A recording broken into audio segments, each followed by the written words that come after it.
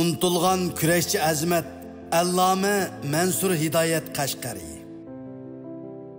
Uyg'ur millatining kelajagi uchun kechalari uxlamay chora izlagan Qashqar tarixida birinchi qitimliq tarixiy cho'ng namoyish tashkillab, dushmanni aloqazodi qilib atgan Allama Mansur Imin Hidoyat milodiya 1879-yili kash kuzda Qashqar shahrining Yorbog' darvozasiga yaqin Saman degan joyda dunyoga kelgan.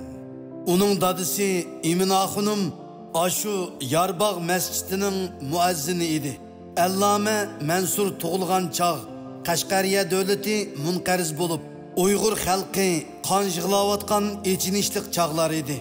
Mansur dastlabki diniy ma'lumotini dadisi va yezisidagi o'limalardan olgan. Orqadanla yeshi kichik bo'lsa-mu, g'ayrati va himmati zo'r bo'lganlikdan baldurla xonlik madrasasiga o'qishga kirgan edi.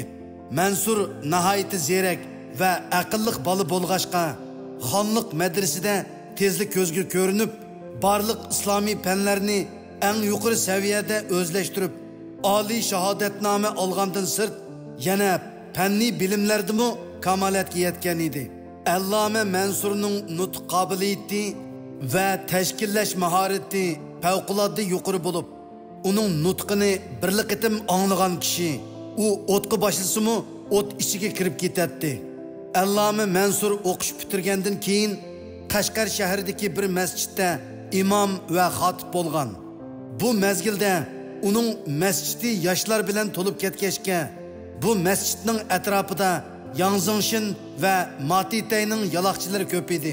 Allama Mansur milodiya 1924-yili 5-oyda Abduqodir Damullamning taliplarini asos qilgan Qashqar shahridagi tunji zo'r namoyishga yetakchilik qilgani uchun Abduqodir Damullam shu yili 14-avgust qaslab o'ldirilgandan keyin Baudun Musabay Allamaning taqdiridan andish qilib, uningga "O'g'lim, millatimizning kelajagi uchun sizdek shirmat azmatlarga tayinimiz. Uchoqcha salomat turmusingiz bo'lmaydi.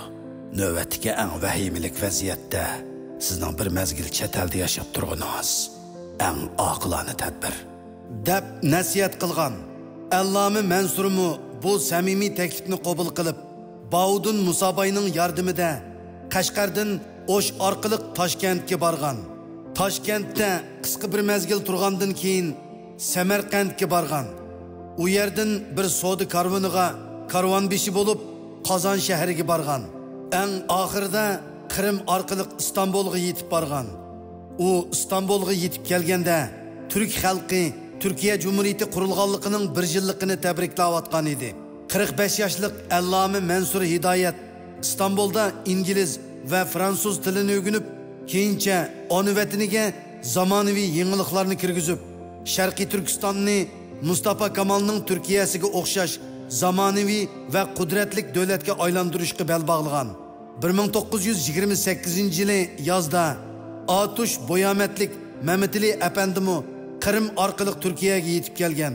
Allama Mansur Mehmetali Efendi bilan yaqin munosabat o'rnatgan bo'lib, Cho'chaklik Murat Efendi her ikisining ustozi edi.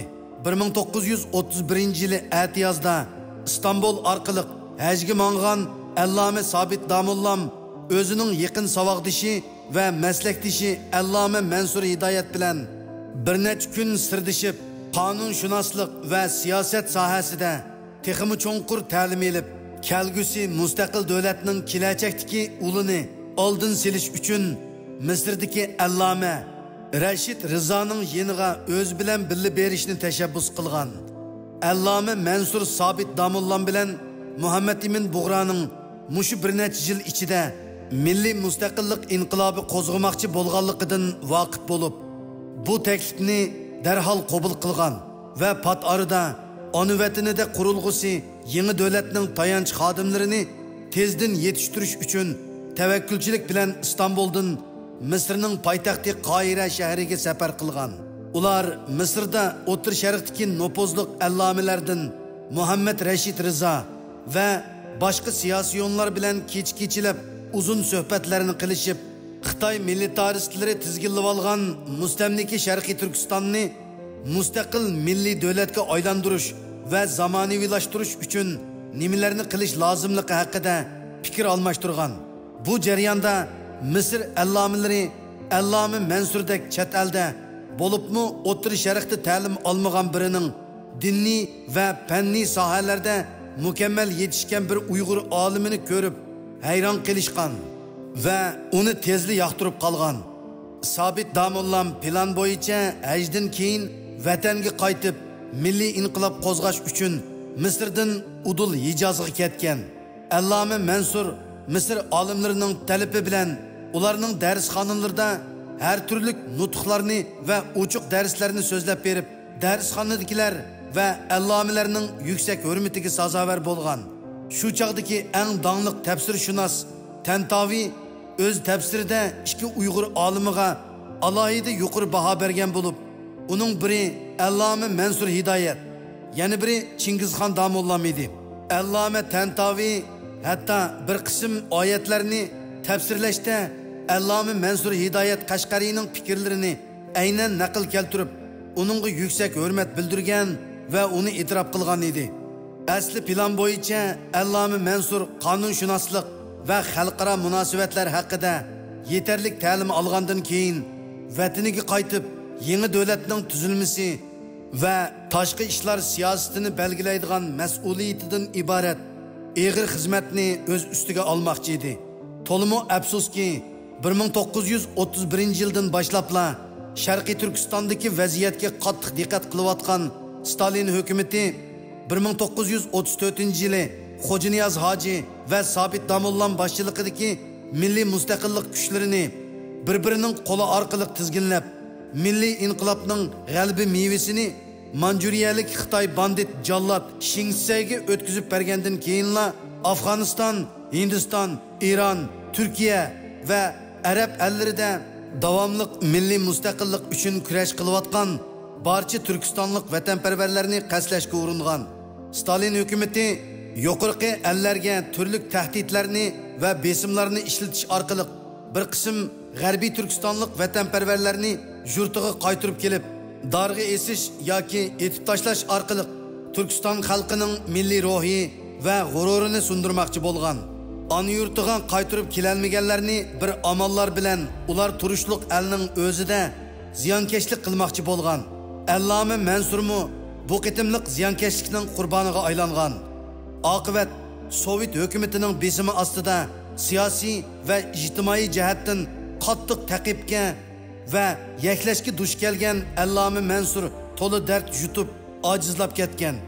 1934-yili yozning tinjiq bir kuni kechasi Alloma Mansur Misrning Qoira shahriga yaqin Nil daryosi vodisidagi Said degan yerda sirli holda qazo qilgan. Nima uchundir uning namoziga dangliq diniy zotlar qatnashishga petin olmagan.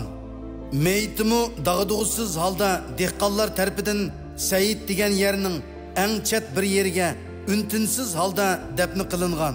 Shuningdan buyon bu kishi asta-asta unutilib ketgan. Keyincha Saudiya Arabistonda turishliq adib va tarixchi Muhammad Qosim Hojim Alloma Mansurning qisqacha shaxsiy tarjima holini kitobiga kirgizib, mazkur unutilib ketgan vatansuyar gigant bir azmatni Uyg'ur millatining esiga qayta solgan.